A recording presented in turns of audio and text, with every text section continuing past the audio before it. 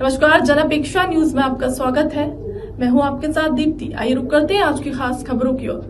भोपाल में लगने वाले ताजुल मस्जिद स्थित गर्म कपड़ों के बाजार में लगने वाली दुकानों को लेकर दारुल शफकत यतीम खाना से वक्फ बोर्ड द्वारा एक लेटर जारी कर पिछले कई सालों का ब्यौरा मांगा गया है।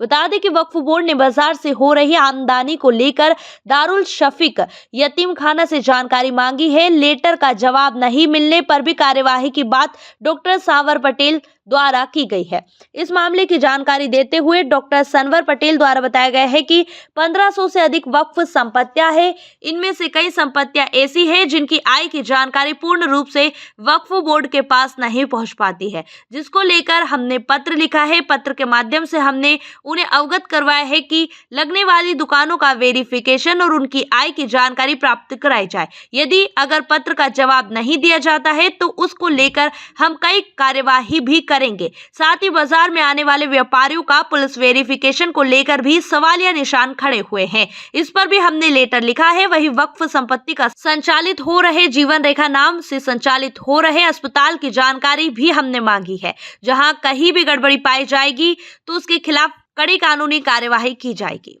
दारुल शफकत जो शाहजहानी यतीम खाना है उसमें आय व्यय को लेके जो है गड़बड़ियां सामने आई थी। वक्फ बोर्ड ने नोटिस जारी किया है। क्या पूरा मामला है और लगभग कितने सालों का आपने ब्यौरा मांगा है?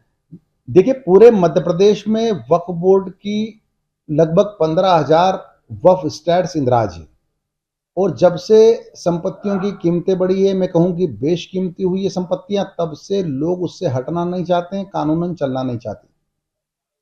और उसी कड़ी में जब हमने भौतिक सत्यापन कराया तो पता चला कि पिछले लगभग 20 साल से यतीम खाना और उससे जुड़ी हुई जमीन पर यहाँ के कुछ प्राइवेट लोग अपनी इनकम ऑफ सोर्सेज जो हैं वो उन्होंने जनरेट कर लिए हैं और उसका कोई हिसाब सालों से वक्फ बोर्ड को नहीं दे रहे हैं। तो ऐसी स्थिति में हमने उनको नोटिस दिया है और उनसे कहा है कि आप कानून के साथ चलिए, कानून को मत तोड़िए। अब अभी तक उनका कोई जवाब नहीं आया है। अब अगर उनका जवाब नहीं आता है तो हम अगली कार्रवाई करेंगे और साथ ही वहां पर जो उन्होंने एक हॉस्पिटल है उसकी जानकारी भी हमारे पास आई है। तो हम CMHO को भी लिख रहे हैं कि ये जो हॉस्पिटल है जहां जीवन रेखा नाम से हॉस्पिटल संचालित हो रहा है, इस हॉस्पिटल की जो मान्यता है, जो परमिशंस हैं, उसके लिए मकान मालिक होना जरूरी है उस संपत्ति का, या किराएदार हैं तो मकान मालिक से एग्रीमेंट होना जरूरी है। तो आखिर इन्होंने किस आधार पर मान्यता ले रखी है? तो अभी देखने में आया है कि इंदौर में भी समानांतर वक्फ बोर्ड पकड़ में आया है। तो कहीं ऐसा तो नहीं कुछ समानांतर वक्फ बोर्ड चल रहे हों और खुद ही लेटर पैड पर हमारे जो है एग्रीमेंट कर लेते हों? तो ये भी एक जांच का विषय है, हम इसको भी देख रहे हैं। साथ में इज्तिमे की सैकड़ों दुकानें लगती है, देश भर से व्यापारी आते हैं, प्रदेश भर से व्यापारी आते हैं, हम सबका इस्तकबाल करते हैं। हमारी भारत की संस्कृति है कि हमारे यहाँ मेले लगते हैं और इस प्रकार के आयोजन होते हैं, तो उसमें मनाही नहीं है। लेकिन नियमानुसार आए, पट्टा नियम के अनुसार आए, ट्रांसपेरेंसी के साथ लोगों को दुकानें मिले और वो जो पैसा है वो वक्फ हित में जो फलाई कामों के लिए खर्च हो और वक्फ बोर्ड को में जमा हो या वक्फ बोर्ड में उसके हिसाबात हो। लेकिन देखने में यह आया है कि करोड़ों रुपया दुकान से उगाई होती है लेकिन उसका कोई रिकॉर्ड नहीं है।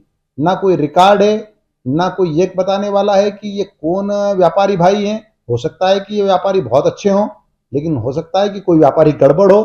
तो कोई इस प्रकार की अवैधानिक कोई गतिविधि वाला व्यक्ति निकल गया तो जिम्मेदारी किसकी होगी? वक्फ बोर्ड की होगी। इसलिए हमने बहुत सख्ती के साथ उनको लिखा है कि इन सब लोगों का पुलिस वेरिफिकेशन होना चाहिए और पट्टा नियम के अनुसार दुकानदारों को दुकानें दी जानी चाहिए।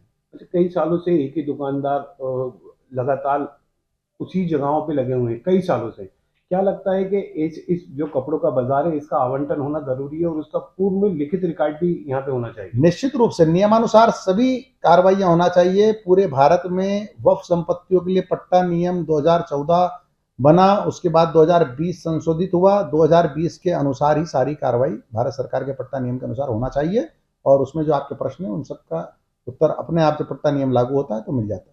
ताजुल मसाजिद में भी पार्किंग लग रही है, काफी बड़ी जगह ग्राउंड की देखी रखी है, वहाँ का कुछ हिसाब आपको मिलता है क्या? ताजुल मसाजिद लगातार हमको हिसाब देता है और कोई जो आपने विषय बताया अगर वो हिसाबात में शामिल नहीं होगा तो हम जरूर दिखवाएंगे और जो भी कोई भी हो, अगर वो पट्टा नियम या वक्फ अधिनियम के साथ काम नहीं करता तो उस पर हम कार्रवाई करेंगे।